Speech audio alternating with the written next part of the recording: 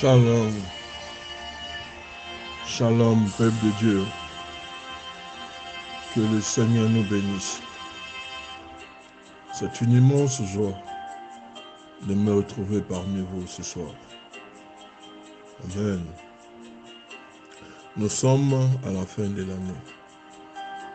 Il nous reste au plus 3 jours pour finir cette année. Il a plu à Dieu dans sa grande bonté de vouloir prolonger encore notre vie. Amen. Ceux qui ont la foi n'attendent pas que le clocher sonne pour dire que moi j'ai déjà traversé. Non, ceux qui ont la foi ont déjà traversé 2022 et sont déjà projetés en 2023. Il n'y a que ceux qui aiment boire comme saint Thomas.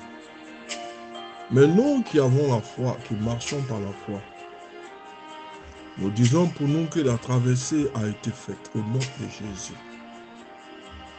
Le thème que je m'en veux voir avec vous ce soir, Satan vous en veut. 1 Pierre 5, le verset 8. Veillez, votre adversaire le diable rôde comme un lion rugissant, cherchant qui il va dévorer. Satan vous en veut. 1 Pierre 5, le verset 8.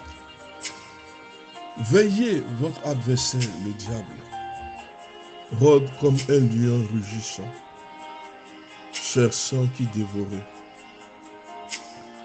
Pierre est le seul disciple à avoir été rebrouillé par Jésus avec les mots « Arrière de moi, Satan, à Dieu ne plaise ».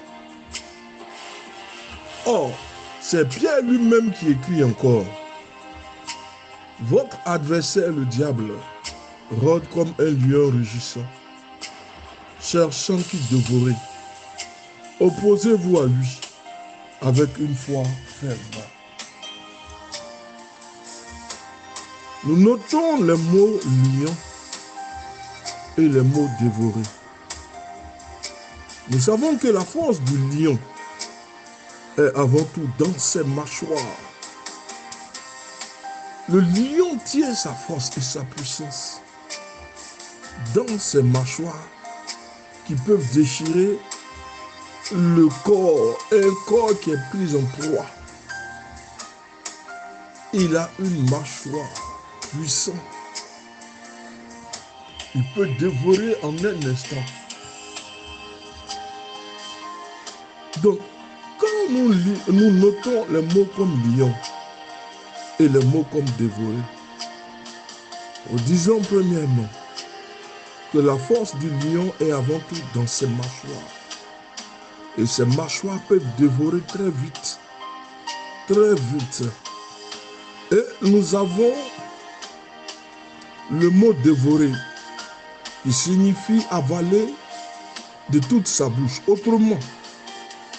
Autrement dit, les attaques les plus meurtrières de Satan sont celles qui proviennent de sa bouche. Ces mots sont très très dangereux. Ce qui provient de la bouche de Satan et ce qui en sort sont des choses extrêmement dangereuses. Parce que il peut déchirer notre confiance. Il peut nous faire perdre notre assurance en Christ, notre témoignage. Le but de Satan, dans l'attaque la plus agressive qu'il mène, c'est pour que nous perdions une confiance totale au Seigneur. Si nous comparons Satan comme le lion, nous avons vu deux forces qui le caractérisent, sa mâchoire et sa façon de dévorer sa proie. Parce que lorsque Satan tient une proie, il la tient captive, il la dévore, il la broie. Il fait en sorte que cette proie devienne inerte. Elle ne peut plus se défendre. Cette proie a perdu complètement confiance en elle, accusant même parfois Dieu de l'avoir abandonné entre les griffes du lion. C'est pourquoi Pierre nous dit de faire attention. Nous devons faire attention et nous devons résister à Satan avec une foi très faible.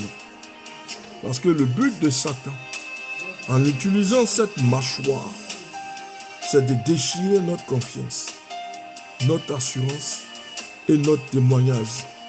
Satan nous parle en injectant dans notre esprit des mensonges, des accusations contre d'autres chrétiens. Et c'était ne s'en rend pas compte. Vous êtes assis et vous critiquez des hommes de Dieu et des chrétiens. Et ça ne vous dit rien. Vous avez des hommes et des femmes dans une église dont le but est de critiquer seulement les hommes de Dieu et aussi de critiquer les chrétiens entre eux. Ça, c'est un jeu du diable. Satan s'en sert pour briser la foi, le témoignage et la confiance des frères. C'est pourquoi la Bible dit qu'il faut lui résister avec une foi ferme. Parce que son but, c'est de vous broyer, c'est de vous détruire, c'est de vous anéantir, c'est de vous dévorer avec sa grande mâchoire, de faire en sorte que vous perdiez toutes choses. Tout réside dans la parole que Satan inculque aux chrétiens supposés. J'avais dit, parce qu'il n'est pas normal de voir que deux chrétiens s'affronter, s'invectiver. On est en train de faire le jeu du diable. Alors, qu'est-ce qui ne va pas? L'apôtre Pierre écrit, nous devons lui résister. Nous devons lui résister avec une foi ferme parce que Satan va se rendre maître de notre esprit, maître de notre cerveau, maître de nos actes. Alors nous allons perdre confiance. Satan va suggérer des doutes à l'intérieur de notre cerveau. Rappelons-nous ce qu'il dit à Ève. Il murmura directement, Dieu t'a-t-il vraiment dit cela? Le Seigneur n'est pas un Dieu pour mentir, ni le Fils de l'homme pour se repentir. Mais c'est à nous, chrétiens, à qui Dieu a donné l'intelligence de discerner ce qui est de lui et ce qui n'est pas de lui. Et en complément, il nous donne la parole. La parole de Dieu doit nous aider à distinguer ce qui est de Dieu et ce qui est du diable. Celui qui pratique sa parole et celui qui rejette sa parole. Oh, Dieu reconnaît ses enfants dans la pratique de la parole. Celui qui croit, celui-là pratiquera la parole de Dieu sans relâche. Il ne marchera pas dans les compromis, il ne fera pas de compromission. Mais il appliquera la parole de Dieu dans toute sa rigueur. Mais Satan viendra et tourne et cherche toujours un esprit faible. Quelqu'un qui est faible d'esprit, en qui il va venir s'ingurgiter. Et il va s'incruster dans cette personne. Il va manipuler cette personne. Il va prendre possession du corps de cette personne. Et c'est cette âme-là qui devient l'âme la plus critique dans l'église. Si ce n'est pas elle, les autres ne réussiront jamais. Non. Satan se sert de sa bouche pour invectiver, pour détruire. Il a semé le doute dans la tête d'Ève. Dieu vous a-t-il réellement dit? Genèse 3, verset 1. Toujours se servant de sa bouche, de la bouche de Pierre, il suggéra à Jésus de ne pas poursuivre sa mission. Matthieu 16, verset 22 à 23. Ce qui sort de la bouche de Satan n'est que mensonge corrompu, calomnie et critique. C'est ce qui sortira de la bouche des personnes dont Satan se sera rendu maître et possession. Quand le diable tenta Jésus, il ne l'attaqua pas sur son physique. Il se contenta de parler. Les démons aiment beaucoup parler, ils aiment crier.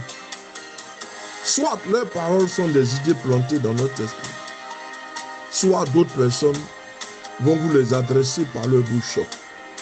Parce que Satan s'est rendu maître de ces personnes-là. Alors vous allez voir la personne parler. Un changement radical de langage. Celui qui était docile, obéissant, est devenu rebelle à souhait. Celui-là ne veut pas être contrôlé ou ne veut être soumis à personne. Il est le Dieu, le maître de lui-même. Sentez que cette personne est sous la domination satanique parce que son esprit critique est trop poussé. Satan peut mettre des paroles dans notre bouche. Il va nous faire perdre la confiance et l'assurance, le témoignage que nous avons avec l'Éternel. Il va se rendre maître de nous. Quand il sera maître de nous, il nous a déjà broyés. Il a fait de nous une marionnette pour servir sa cause.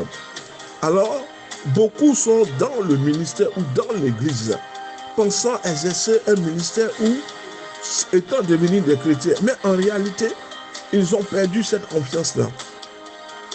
Satan s'est rendu maître d'eux. Alors, ce seront les personnes les plus critiques. Satan aura mis ses idées, aura planté ses idées dans leur esprit. D'autres personnes vous adresseront des paroles de critique. Ils vont faire en sorte que vous allez voir la langue des vipères qui s'exprime. Vous allez voir la méchanceté qui se dégage, la haine dans le cœur. Satan s'est rendu maître de cette personne-là. Si notre patron ou un membre de notre famille nous dit que nous sommes bons à rien, cela peut être peut-être une attaque déguisée de notre ennemi. Nous ne devons pas l'accepter comme argent comptant. Notre identité en Christ, les mensonges de Satan ne peuvent rien changer. Parce que Christ a établi sa base en nous. Et ce ne sont pas ce soir les manigances du diable ni de Satan qui vont tout enlever. Si nous acceptons les paroles méchantes, des critiques acerbes venant des chrétiens, nous allons perdre nous-mêmes notre confiance et c'est le but du diable. Mais ne perdez jamais la confiance en l'Éternel. Il est votre assurance, votre appui. Quel que soit ce que les gens diront, accrochez-vous à Jésus de Nazareth. C'est lui qui donne la première et la dernière chance. Et c'est lui qui te couvre. Et c'est lui qui inscrit ton nom. C'est lui qui te donne la pierre blanche. Ceux qui parlent ne font que exercer le ministère satanique, cherchant à détruire la grâce que l'Éternel a mise sur vous. Mais continuez. Continuez. Satan a commencé à attaquer le Seigneur par la parole. Mais le Seigneur a répliqué aussi par la parole. En tant qu'enfant de Dieu, nous devons connaître la parole ni la Bible. Ne venons pas prier sans connaître un verset biblique. Le fondement du chrétien, c'est la parole de Dieu. Vous ne pouvez pas être chrétien sans connaître ne serait-ce qu'un verset biblique. La Bible nous sert de référence et d'appui. Celui qui aime Dieu mettra la Bible en pratique. Ils marcheront selon la parole de Dieu. Vous avez vu, nous voyons que dans la tentation, Christ lui-même a sorti la parole. Il n'a pas sorti la puissance ni la manifestation de l'onction, mais il a vaincu le diable par la parole.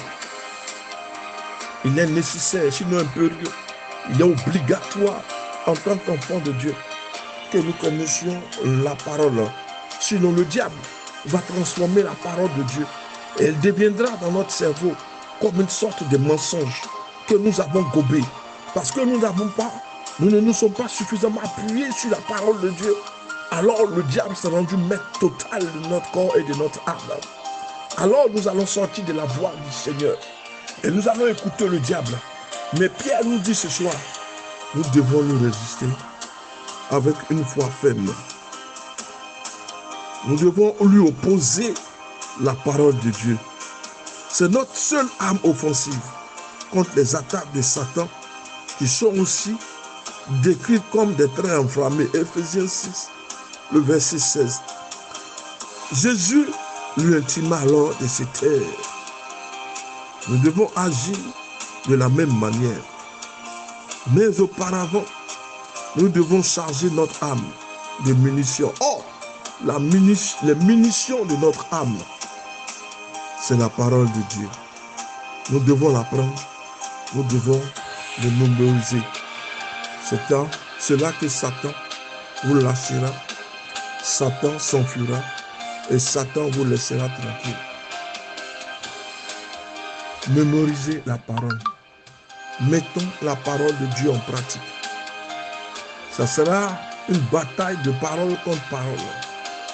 Satan essaiera de tordre les Écritures afin que tu perdes la confiance que tu as mis en l'Éternel.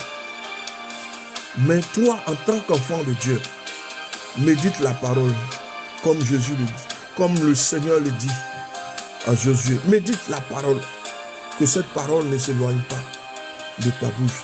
C'est en cela que tu réussiras. Non seulement tu combattras Satan avec victoire, mais tu réussiras aussi dans toutes tes entreprises. Que Dieu te bénisse, Pasteur Samuel.